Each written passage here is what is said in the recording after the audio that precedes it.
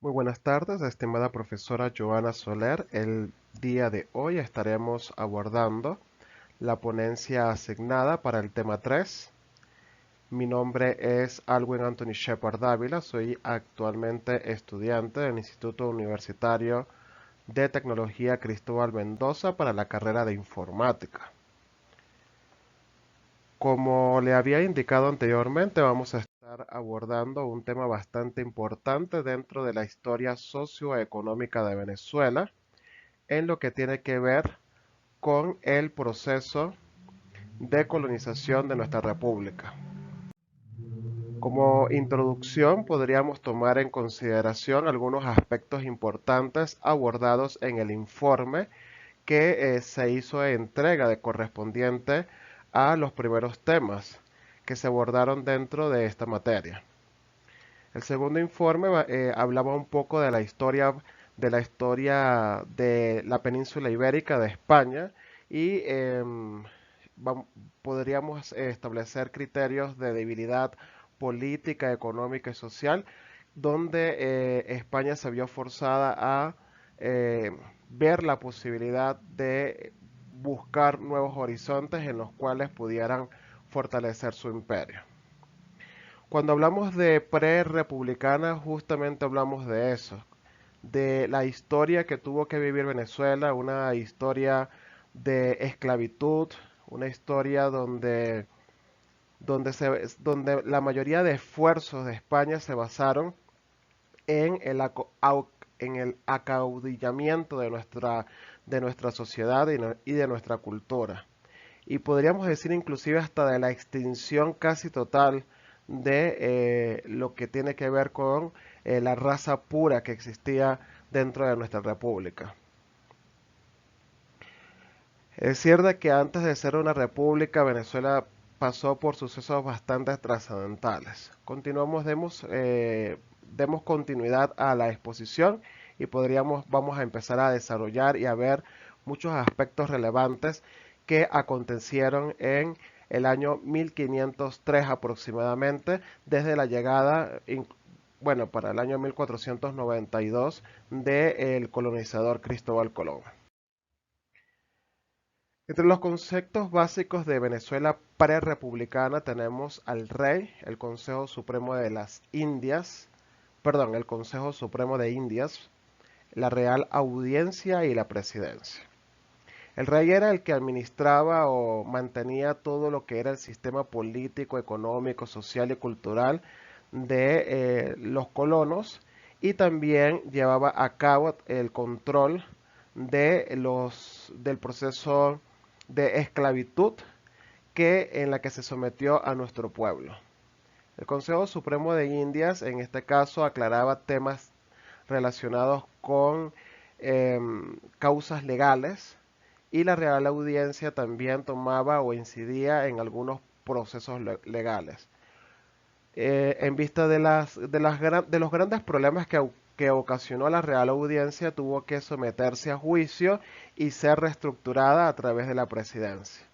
Aún así, en todos estos aspectos o conceptos básicos que influyeron dentro de nuestro proceso de colonización, nosotros estábamos en la figura de esclavos y no teníamos ningún tipo de derecho legal como tal en, en cuanto a lo que tenía que ver con una participación activa en la política y tomas de decisiones de España.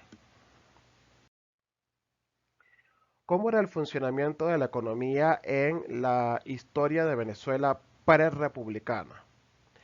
Bueno, para nadie es un secreto que la llegada de la colonización trajo como consecuencia el crecimiento económico, político y social de España, mas no en sí para el crecimiento cultural de nuestra sociedad aborigen que para esa época residía en territorio venezolano. Fue una historia totalmente llena de muchas injusticias, donde se desarrollaron muchos actos de violencia y el proceso de colonización siempre fue altamente agresivo y muy contundente en contra de nuestra sociedad. Sin embargo, la economía en esa época tenía una proyección muy positiva para España, ya que nació la economía formal colonial, se dedicaban a la búsqueda de metales preciosos y a la exportación de estos metales a España. Prácticamente, pues se robaban todos los minerales preciosos de nuestro país, se exportaba el oro, las perlas preciosas y estas actividades no eran reconocidas dentro de la sociedad colona como una actividad, digamos, apropiada para ellos, sino que era vil y del vulgo, así que ellos se apartaban totalmente de este tipo de actividades. Es decir, de que era exclusiva para esclavos y negros, que eso más adelante lo estaremos abordando. L- Algunos factores que incidieron en el proceso de desarrollo de la economía colonial tiene que ver con la tenencia de tierras. Justamente el rey, en este caso, a nivel centralizado, repartía a su antojo ciertos terrenos. Usted se va para allá a sembrar maíz, un ejemplo, ¿no? Por decirlo así, estoy hablando de una forma coloquial, pero es algo ilustrativo para poderlo entender de una manera más fácil, ¿no? Y se repartían las minas, cualquier tipo de cosa importante que pudiera tener un beneficio económico para España. Y no solamente era el repartimiento de tierras, sino el repartimiento de indígenas.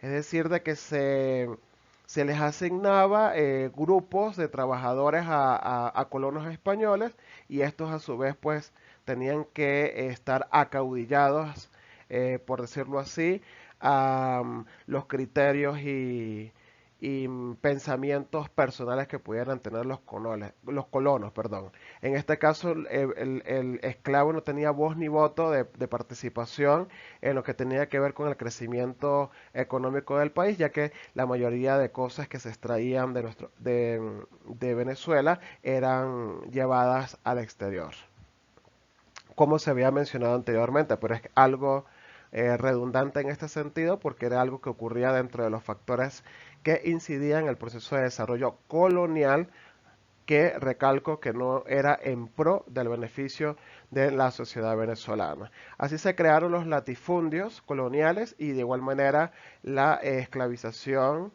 y marginamiento de nuestra sociedad indígena. Posteriormente, viéndose la necesidad de tener un crecimiento mucho más lucrativo y positivo para el desarrollo de la esclavitud, de la colonización venezolana, se exportó de tierras africanas a esclavos para el fortalecimiento de este tipo de actividades económicas. En ese caso empezó a verse un crecimiento en lo que tiene que ver con la valoración de la tierra, el crecimiento progresivo y significativo de la riqueza agrícola y el fortalecimiento y consolidación de la empresa agrícola. Entre las actividades más destacadas que se desarrollaban en nuestro país en la era colonial tenemos la pesca de perlas, la minería colonial, la agricultura y la ganadería.